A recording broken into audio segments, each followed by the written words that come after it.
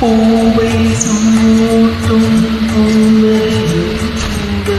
ஆவியை சூட்டுகிறார்.